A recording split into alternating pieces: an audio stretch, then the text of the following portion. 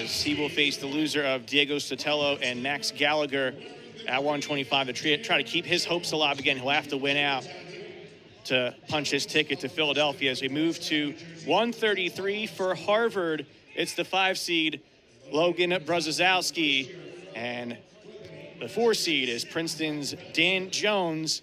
Jones and Brzozowski, I believe, went at it at 133 earlier in the year here at Dillon Gym. It was a 8-1 decision victory for Jones back on February 2nd, a dual meet in which Princeton shut out Harvard. So Jones will try to hold serve, and we mentioned the situation, 3 qualifiers at 125. There's only 2 at 133, so that means you have to stay in the winner's bracket. Yep, you got to just find a way to get your hand raised, and you know, you expect to win. You got to expect to win in these environments, right? You know, postseason, everything that you've done up to this point has been leading up to this moment. You got to be prepared, and you have to be confident in your ability to come out here and get your hand raised. The winner of this match stays in the hunt and will face the top seed Tyler Ferrara of Cornell. And again, there's going to be so many implications. It's based on these bids. Anytime we say that there's 2 bids, if you lose before the finals, your hopes ultimately come down to an at-large, which for these 2 wrestlers, it's going to be tough to see what happens, because how many of those ranked wrestlers by the coaches in the last matchup don't make it in. They're going to be the early favorites to get that at-large bid.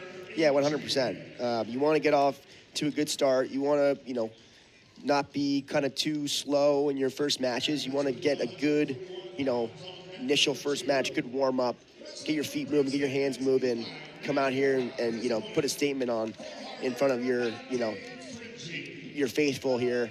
As you see, lots of different colors in the stands here. So always fun to go put on a show for your fans. And I do certainly expect, I'm sure you do as well, it's going to get a lot more crowded, a lot louder as we continue on today here from Jadwin Gym. We thank you so much for those of you tuning in at home, as there's still no score in the first period. And one other factor, when you kind of come out here comparing to a duel, sometimes, you know, you're going to have a little bit more of a conservative mindset, at least in that first round, before you really start to get into the motion, because you don't want that one mistake to do you in. I do certainly, though, expect as we continue on, it's going to get more exciting. Yeah, I always love tournaments because, you know, you just got to win the next match. You're not focused on one, you're focused on the one that's in front of you. And I think, you know, it's always fun to have, you know, the crowds, the environment is just a lot of fun to wrestle in. And so I always love, especially the postseason, but just tournaments in general. Short time in this first period. Jones, just a freshman for Princeton, but a real strong campaign in terms of taking care of his business, winning record. Did suffer a good amount of losses against ranked opponents, so maybe a bit misleading in terms of the strength of schedule affecting his record, which is 10-8. But Jones, he has a very bright future, and for Princeton, well, they've had a bit of a crowded situation at both 125 and 133. And Jones has kept his spot, 8-6 in duels competition. He begins on top against Logan Brzozowski.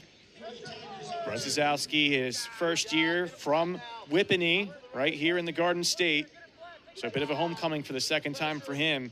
3-5 in duels competition, 10-13 in all competitions this year, but 1 win out of 8 against Ivy League opponents, including 0-3 in opens, and he's going to try to flip that momentum here today. And, well, in theory, you know, Harvard struggled this year, but talking to head coach Jay Weiss, his message to his wrestlers were, you have the opportunity to change things in one day. Doesn't matter what you did in duels competition. If you get the job done today, you're going to Philly. Yeah, exactly.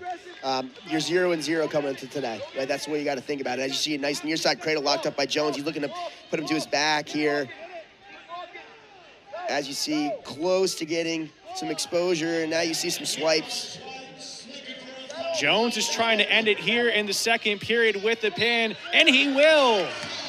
Dan Jones gets the job done, as he'll have the pin in his favor at 4 minutes, 12 seconds to move on to the semifinal round and keep his hopes alive of getting an Ivy League championship as we look at the replay here. Yeah, he steps through that leg and just keeping his hips up on top, not, allowing the roll through, and just finding a way to get those back, flat to the mat.